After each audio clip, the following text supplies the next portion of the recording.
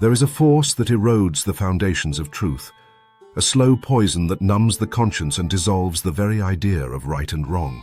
It does not declare war outright, but seeps into the mind, whispering that nothing is certain, that morality is merely a construct, that the difference between light and darkness is merely a matter of perception. This is moral relativism, the philosophy that there is no absolute good or evil, only perspectives. It is not just an intellectual position, it is a spell, a hypnotic trance that untethers the soul from truth and casts it adrift into an abyss where nothing is sacred and everything is negotiable. At first it seems harmless, even enlightened.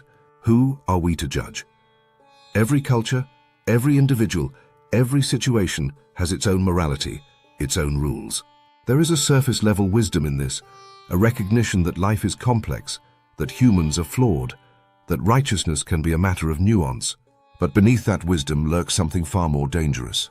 If morality is nothing but opinion, then what stops a man from justifying any action? What prevents a tyrant from rewriting history, declaring their atrocities necessary, righteous even? If morality is subjective, then morality is weak, and in that weakness, the strong will feast upon the weak without hesitation, without guilt. History is written in blood by those who mastered this principle. The great tyrants of the past did not announce their villainy with open arms. They proclaimed themselves saviors, their cruelty reframed as necessity, their oppression rebranded as progress. They did not abandon morality, they twisted it, bending it to their will, corrupting it into a tool of control. And when those beneath them cried out for justice, their voices were met with the smirking face of moral relativism.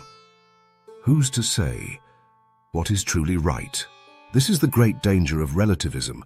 It justifies anything. It allows cruelty to flourish under the guise of tolerance. It turns justice into an illusion, where the only real power belongs to those who can manipulate perception. Without a fixed point, the moral compass spins endlessly, and soon those caught within its whirling grasp cease to believe in direction at all. They give up the struggle. They embrace the void.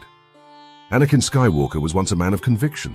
He believed in the Jedi, in justice, in the sacredness of life.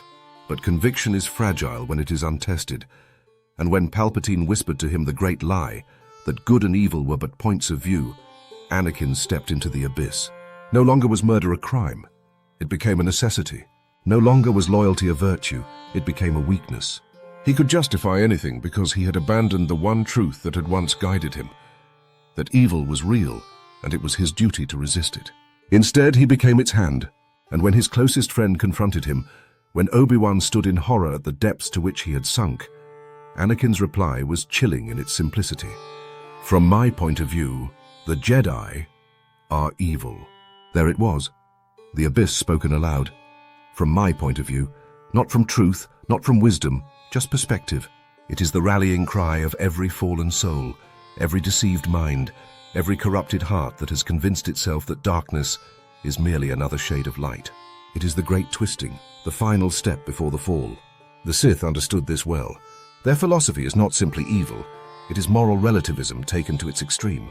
To them, morality is an illusion, a cage for the weak, a construct meant to restrain the will of the powerful. Power itself becomes the only truth. What is right? Whatever serves the strong.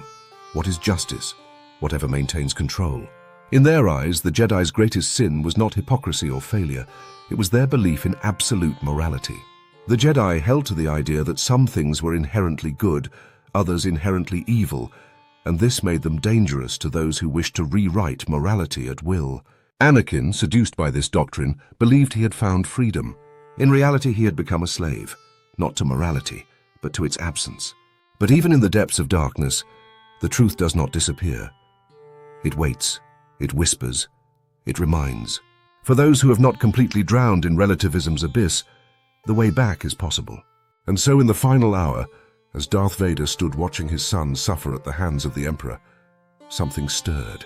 Luke was willing to die rather than surrender to moral ambiguity, willing to suffer rather than justify evil.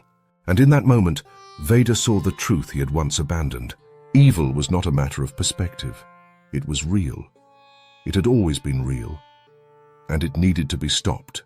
With that knowledge, Anakin was reborn. How then do we avoid this descent? How do we recognize and reject the lies before they take hold? The answer is not found in blind adherence to doctrine, nor in the arrogance of believing we have all the answers. It is found in discernment, in the quiet knowing that some things are true whether we like them or not. It is found in standing firm when the world tells us to yield, in refusing to let morality become a game of shifting definitions. It is found in recognizing that to allow all things is to permit evil, that to accept every view as valid is to deny the very concept of truth itself. For those caught under relativism's spell, the first step is seeing the contradiction in their own lives. No one truly lives as a relativist. Even those who claim that good and evil do not exist will cry out in rage when they are wronged.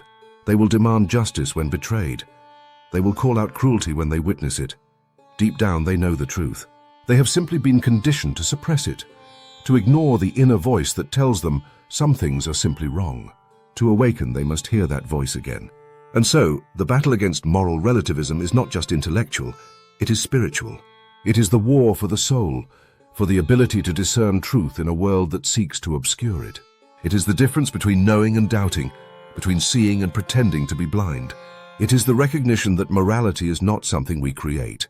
It is something we discover, something that has always existed, waiting for us to acknowledge it. This is the choice before us, to embrace the light of truth or to vanish into the abyss of perspective.